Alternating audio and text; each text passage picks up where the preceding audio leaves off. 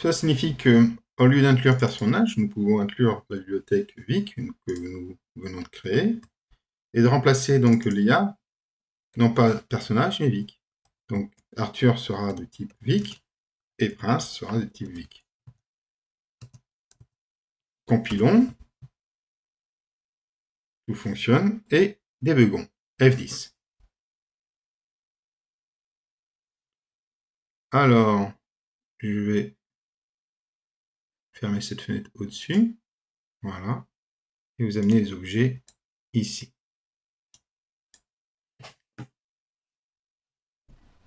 Regardons F10.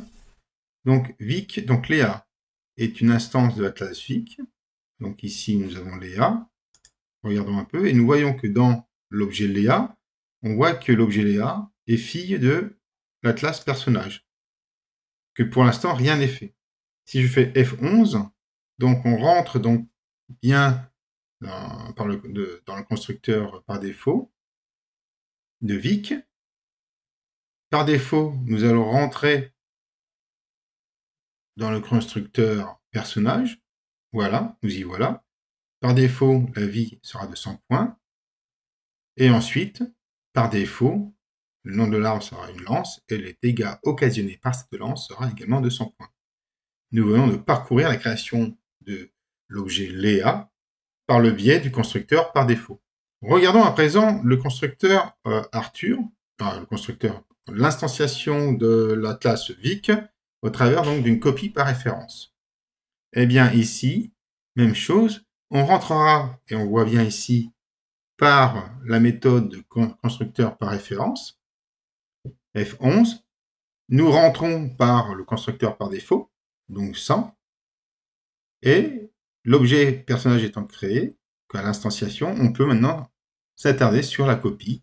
Et là, on passe par le mutateur et l'accesseur. Donc l'accesseur, c'est getV, on récupère la vie, donc qui est de 100 points, ok, et on revient ici pour mettre dans le mutateur cette vie, pour pouvoir donc, ici, vous voyez ici, modifier.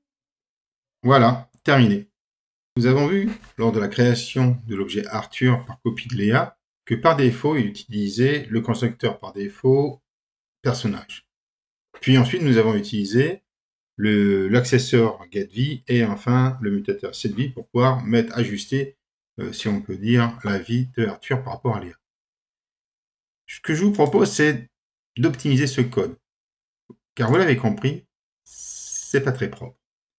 Pour ce faire, nous allons donc sur le constructeur par copie et ici indiquer que personnage sera par rapport à la source .getV.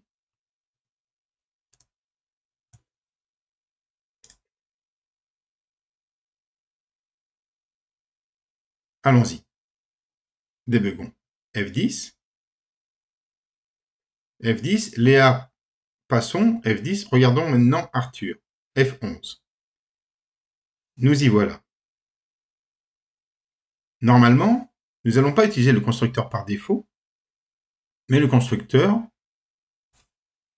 avec valeur. La valeur sera set getV. F11. Nous rentrons dans le constructeur personnage. Donc déjà, on récupère getV, bien sûr. Donc getV sera F11 ici de 100, bien sûr. Et on prend bien 100 de l'objet de Léa. F11. Et nous rentrons dans le constructeur personnage, ici, avec bien sûr la valeur identifiée, c'est-à-dire que la valeur donc de vie de Léa pour l'objet Arthur, F10. Parfait. Cela signifie que cette ligne, la ligne 13, n'est plus nécessaire, car dès le départ, nous avons pris en compte la construction, donc on va dire l'instanciation de personnages de la manière la plus propre possible. C'est-à-dire qu'on n'a pas créé, on n'a pas utilisé de constructeur par défaut pour ensuite modifier les valeurs.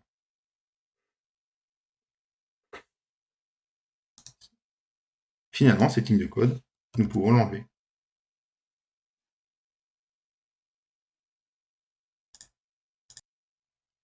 Continuons à présent l'analyse de notre code. Donc, nous avons vu Léa, Arthur. Bon, je vais faire F10, ça sera plus simple. On l'a vu. Regardons à présent la création de Prince. Donc, Prince, c'est une instance de vie qu'on sait qu'il va utiliser le constructeur par défaut. Donc, on passe. Regardons l'affectation, F11. On passe bien par l'opérateur d'affectation de Vic. Et on voit bien que, eh bien, on va récupérer le nom de l'arme et on récupère la vie. Et maintenant, de source pour le mettre dans la destination, c'est-à-dire ni plus ni moins, vous avez compris, de Léa vers Prince. Fin.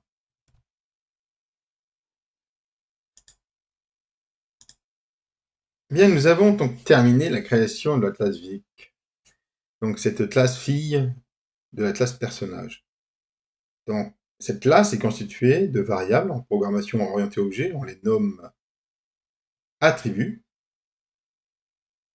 On parle aussi de variables membres. De fonctions en PAO, on les nomme méthodes. On parle aussi de fonctions membres. Donc là, c'est variable membre, et là, c'est fonction membre.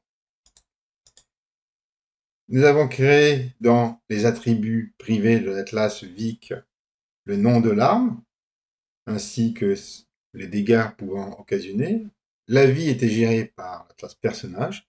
Effectivement, le bouclier, vous pouvez également créer un bouclier qui permettra donc de protéger la vie. Les attributs caractérisent la classe Vic. Ils représentent les caractéristiques générales de la classe. Par ailleurs, quand vous avez créé la classe Vic, classe fille de la classe personnage, personnage est bien la mère de Vic, lorsque nous instancions la classe Vic, nous créons des objets. Nous avons créé 3 objets. Rappelez-vous, premier objet, c'était Léa. Second objet, par copie, c'était Arthur. Et le troisième objet, par l'opérateur d'affectation, c'était Prince. L'attribut Vic est en quelque sorte une classe fille qui hérite de la classe mère personnage. La classe Vic possède ce que ne possèdent pas les zombies, les armes. La classe Vic peut être instanciée pour générer des objets, c'est-à-dire nos héros. Donc, voilà le code que vous avez dû écrire avec la forme canonique, c'est-à-dire constructeur par défaut, constructeur par copie de référence, l'opérateur d'affectation et le destructeur.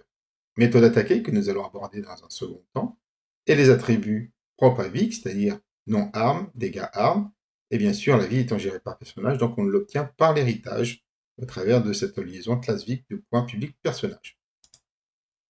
Ce que je vous propose, c'est de faire la même chose avec les zombies. Allez, hâte au travail. N'oubliez pas que les zombies n'ont pas d'armes. Ils n'ont aucune arme. Par contre, ils peuvent occasionner des dégâts. À vous de jouer.